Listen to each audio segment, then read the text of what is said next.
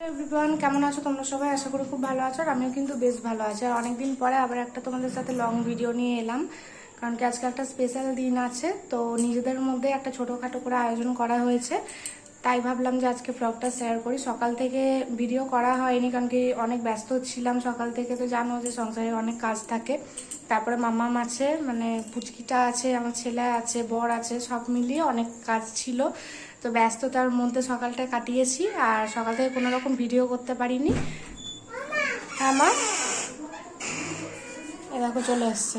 তাই ভাবলাম আবার সন্ধ্যে থেকে ভিডিওটা কন্টিনিউ করি। তো ব্লগটা দেখো, আশা করি তোমাদের খুব ভালো লাগবে।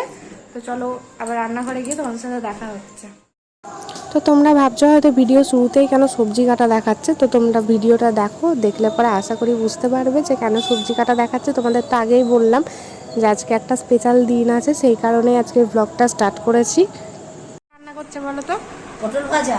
আর পটল ভাজা, ভেন্ডি ভাজা, আলু ভাজা। কেন রান্না করছে এত? কি আছে আজকে? খাসির মাংস। কি আছে আজকে? জন্মদিন। কার জন্মদিন? মেজবাবুর। এমা আঙুল দেখি, ওরা দেখে ফেললো।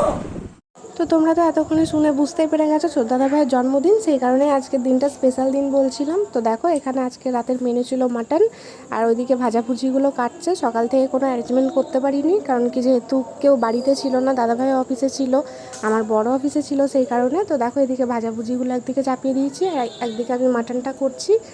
আর মাটনটা কিন্তু সকালবেলায় এনে দিয়েছিল, আর ম্যারিনেট করে আমি ফ্রিজে রেখে দিয়েছি।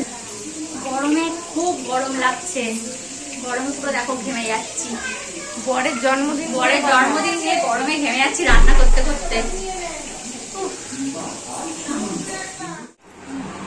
ও বাবা, রান্না করে শুয়ে পড়েছে এসে, কি অবস্থা! কথা বলছি তো, জলটা দে তো। ঠান্ডা নেই আর গরম হয়ে গেছে। বগলের মধ্যে চেপে ধরে গরম করে দিয়েছে। ভাজাভুজির মধ্যে ছিল ভেন্ডি ভাজা, কুমড়ো ভাজা, পটল ভাজা, আলু ভাজা আর কাঁচকলা ভাজা। এদিকে আমার মাটনটাও কিন্তু মানে কষানো হয়ে গেছে। দেখো আমি জল দিয়ে ঢেকে দিয়েছিলাম জাস্ট তোমাদের দেখানোর জন্য, একটুখানি মাটনটা তুললাম। তো আর এদিকে দেখো পায়েস মা করেছিল, সকালবেলা গোপালকে ভোগ দিয়েছিল। আর জন্মদিনে এটাই কিন্তু মেন, যেটা না করলে জন্মদিনটা একদম আনকমপ্লিট থাকে। তো এদিকে দেখো কেক কাটার জন্য সবাই রেডি হয়ে গেছে, আর বাচ্চাগুলো ডাকতে গেছে জেঠুকে কেক কাটবে বলে। আর এদিকে আমরাও একটু রেডি হয়েছি বাজার বেরোবো বলে, কারণ কি যেহেতু জামাই ষষ্ঠীর আগের দিন মানে জন্মদিনটা ছিল, তো জামাই ষষ্ঠী আর টাইম ছিল না জামাই ষষ্ঠীর কেনাকাটা করার জন্য। দেখো এদিকে রেডি হয়ে গেছে একেবারে, কেকটা কাটা হলে আমি বাজার বেরিয়ে যাবো, সেই জন্য। মা আসো সামনে, বাবু ওইদিকে ফাটাবি, হ্যাঁ কে কে পড়বে? ওইদিকে ফাটাবি, ওইদিকে। এইদিকে? হ্যাঁ, হ্যাপি বার্থডে। দাঁড়া, হয় না এখন। ঠিক আছে, এখন তো শোনো কোনো। Happy birthday to you. Happy birthday. দাঁড়া, হয় না।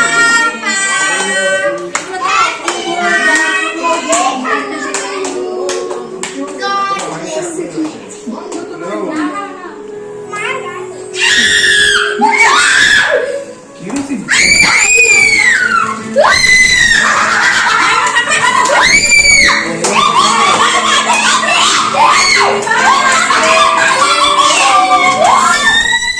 তো দেখতেই পাচ্ছ বাচ্চাগুলো কতটা আনন্দ করছে। বাচ্চাগুলো বেশি এক্সাইটেড ছিল সকাল থেকে যে কখন কেক কাটবে, কখন কেক কাটবে।